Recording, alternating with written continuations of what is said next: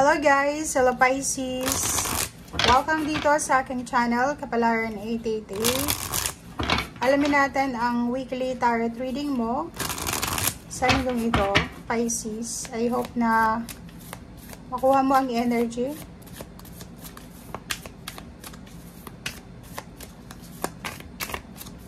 Okay, Pisces, ano ba ang messages? Vibration, gabay para sa inyong lahat sa linggong ito. Okay, so meron ka ditong number 33, 21, 15. Wow.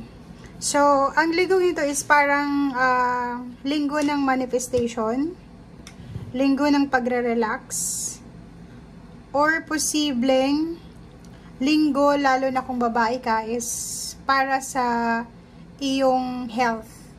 Diba? So, reproductive health, or sa overall health, or sa kung ano man to. Okay? So, 33, sinasabi ng baraha sa'yo dito na ang linggong ito is pwede kang gumawa ng iyong vision board or manifestation board for the year 2024. Pwede kang gumawa ng mga goals mo this year, next year, or yung mga ayaw mong gawin, yung mga gusto mong kalimutan, alisin, parang ganun. Mga plano din. So, pwede ka din gumawa ng everyday plans or kung ano mang mga routine, regimen na gusto mong gawin. Okay? Number 21 dito is parang relaxation. Pwede ka din mag-spend time alone, mag-yoga, mag-detox, diba? So, kung ano yung pinaka-possible na relaxation techniques na pwede mong magawa sa linggong ito, ay gawin mo. Kasi sinasabi ng baraha, may oras ka sa linggong ito para gawin yan.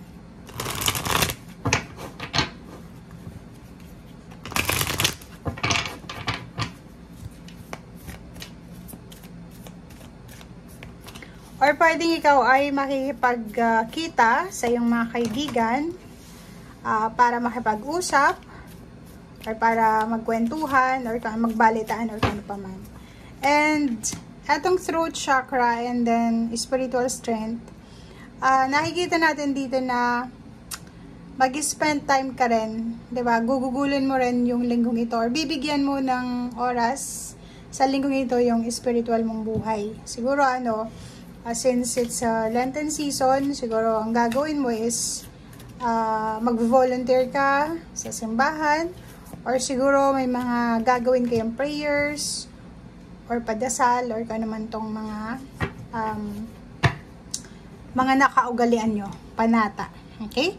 So, nakikita natin dito yung throat chakra. Number 5 siya. Kung may mga parang worries ka, worries, fears, yung mga kinakatakutan mo ba sa buhay, sinasabi sa'yo dito ng barahan na bibigyan ka ng pagkakataon ng universe sa linggong ito na masabi, ma-express kung ano yung mga bagay-bagay na kailangan mong ma-express. May spiritual strength dito, tapos throat chakra, if wala kang mapagsabihan, diba?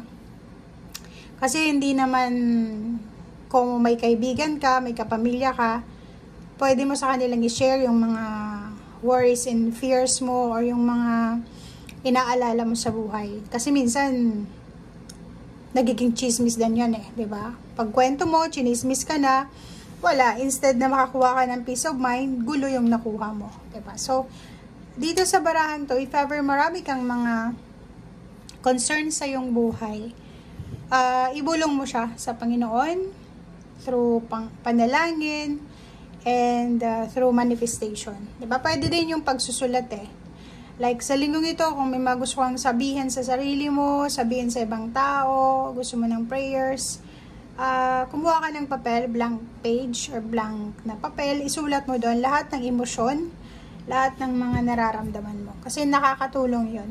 Okay?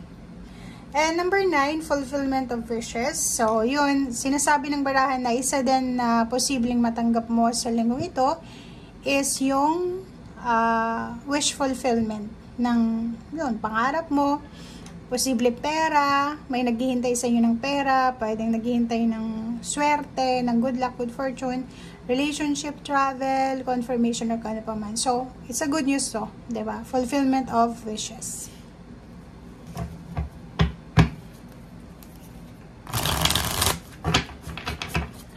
Okay, Pisces.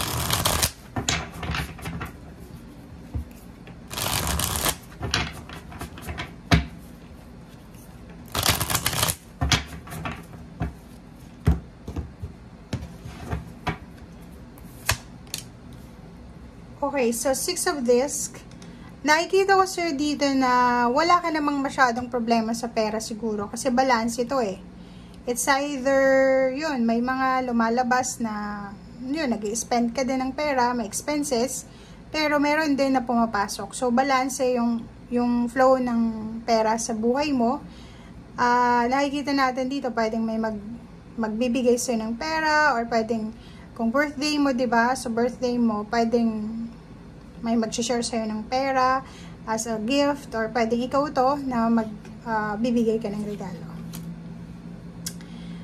Yung iba din sa inyo dito is, yung iba nagre-relax, yung iba naman is busy sa kanilang trabaho, or nakafocus sila sa ginagawa nila. Kung may business ka, focus ka sa business mo, and if nagtatrabaho ka, ayaw mong magkamali eh. Kasi parang nakikita ko siya dito, sobra-sobra kang busy, kasi siguro may pinaplano kang bakasyon, last week ng March or first week ng April. So, parang ang nakikita natin dito is nakafocus ka, may kailangan kang tapusin bago yung bakasyon mo.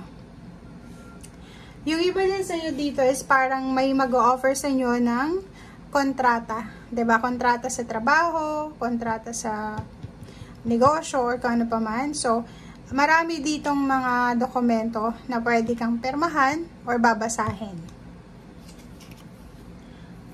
So, dahil dyan, so nakikita ko sir dito, dahil dito sa mga dokumento na yan, dahil dyan sa trabahong yan, dahil dyan sa pipirmahan, papeles, sobra-sobra yung excitement mo. Excited ka. Sobrang excited. Maraming balita. Marami kang matatanggap na mensahe. Magiging sobrang busy yung iyong messenger. If may messenger ka, may email ka. So, maraming mga balita ang pwedeng dumating sa'yo. And, sinasabi ng baraha, marami din na choices. Marami din na choices, marami din na options.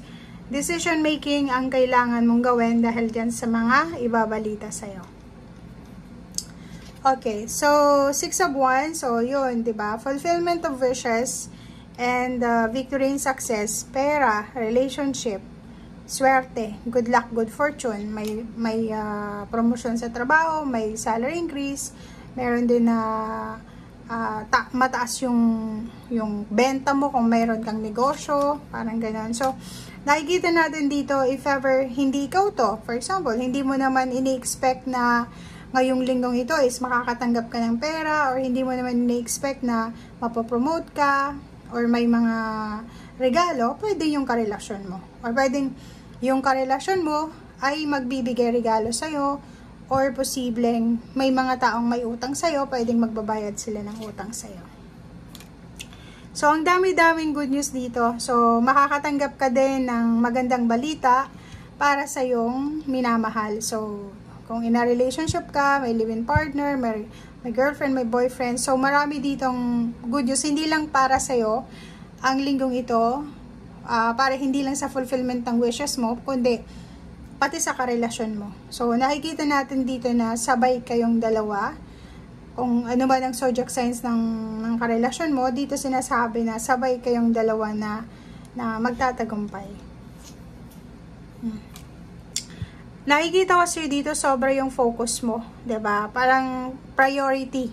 Nakaset yung isip at puso mo sa priority mo. Wala kang sasayangin sa linggong ito, 'di ba? 5 of Swords, wala kang sasayangin na oras, panahon, energy. Kasi yung energy mo, yung iba sa inyo kung nakabakasyon is ang energy mo is magpahinga. Yung iba naman focus sa trabaho, yung hindi nakabakasyon. Yung iba naman focus sa kung ano yung ginagawa nila, 'Diba? So, hindi mo sasayangin lahat ng energy, oras, panahon, or ang linggong ito. Kasi may iba sa inyo na may kailangan matapos, yung iba naman sa inyo is may pinaghahandaan, or yung iba naman sa inyo dito is busy sa ginagawa nila. Okay? Thank you guys, and see you again. Bye!